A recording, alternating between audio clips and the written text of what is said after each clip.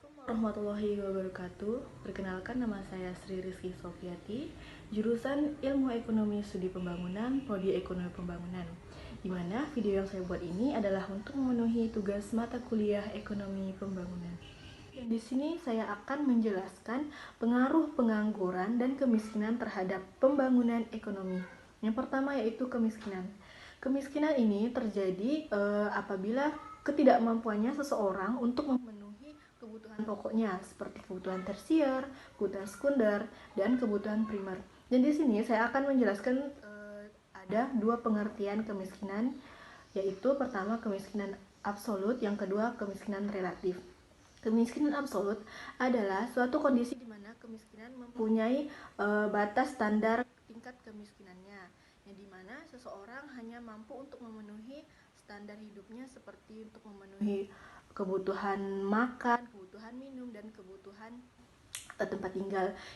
Kemudian yang kedua yaitu kemiskinan relatif, yaitu yang dimana kemiskinan ini tidak dipengaruhi oleh batas kemiskinan. Kemudian yang kedua adalah kemiskinan relatif. Kemiskinan relatif ini adalah kemiskinan yang tidak dipengaruhi oleh batas garis kemiskinan, yang dimana seseorang mampu untuk memenuhi kebutuhan hidupnya, namun mereka masih dikatakan miskin apabila dibandingkan dengan masyarakat yang ada di sekitarnya. Ketidakmampuan seseorang untuk memenuhi kebutuhan hidupnya ini disebabkan karena adanya pengangguran, yang pengangguran ini sering disebut sebagai penyebab dari kemiskinan. Pengangguran ini terjadi karena tidak adanya lapangan pekerjaan di suatu wilayah tersebut, sedangkan penduduk usia kerja sangat banyak. Pengangguran terbagi menjadi beberapa macam, namun di sini saya akan menjelaskan dua jenis pengangguran. Yang pertama yaitu pengangguran terbuka, yang kedua yaitu setengah menganggur. Pengangguran terbuka ini terdiri dari orang yang tidak bekerja dan orang yang sedang mencari pekerjaan. Sedangkan setengah menganggur adalah orang yang sedang bekerja namun jam kerjanya di bawah atau kurang dari 35 jam dalam per minggunya. Ketidakadanya lapangan pekerjaan di suatu daerah akan menyebabkan meningkatnya tingkat pengangguran. Namun, tingkat pengangguran ini masih bisa diatasi dengan cara pembangunan ekonomi. Pembangunan ekonomi adalah suatu proses di mana untuk mengubah pendapatan per kapita masyarakat menjadi semakin meningkat, yaitu dengan melakukan perubahan seperti perubahan pola pikir masyarakat, perubahan teknologi, serta perubahan kelembagaan.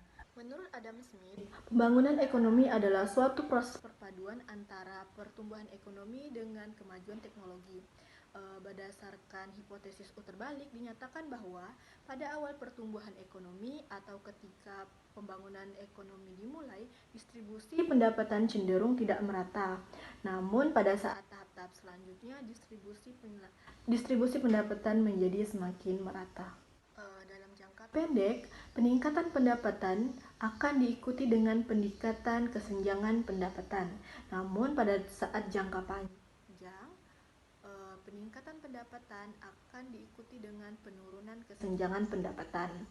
Hal ini karena pada waktu saat proses pembangunan baru dimulai di negara sedang berkembang, kesempatan baru akan dimanfaatkan oleh wilayah-wilayah yang kondisinya lebih dekat dengan pembangunan, sedangkan daerah yang terbelakang atau jauh dari pembangunan akan sulit untuk memanfaatkan kesempatan ini.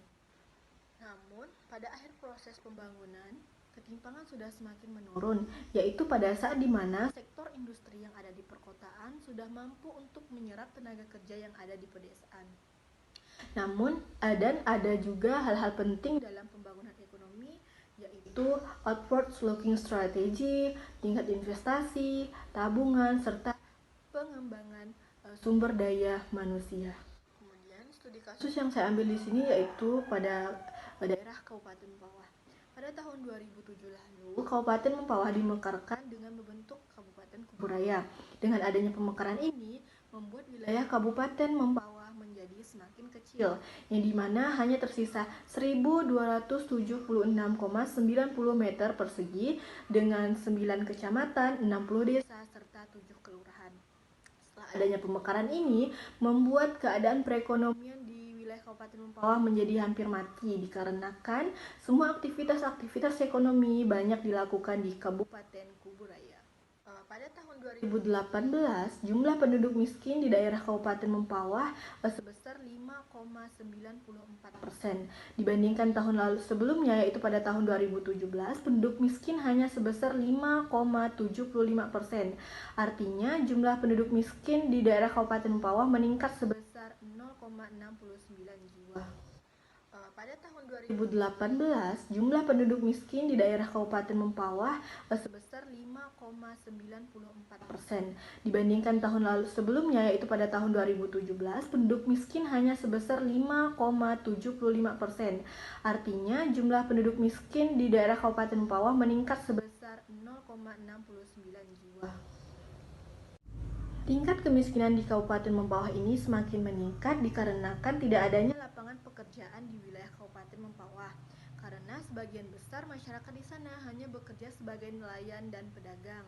Namun ada beberapa masyarakat yang tidak mempunyai kemampuan dan keinginan untuk bekerja di bidang tersebut.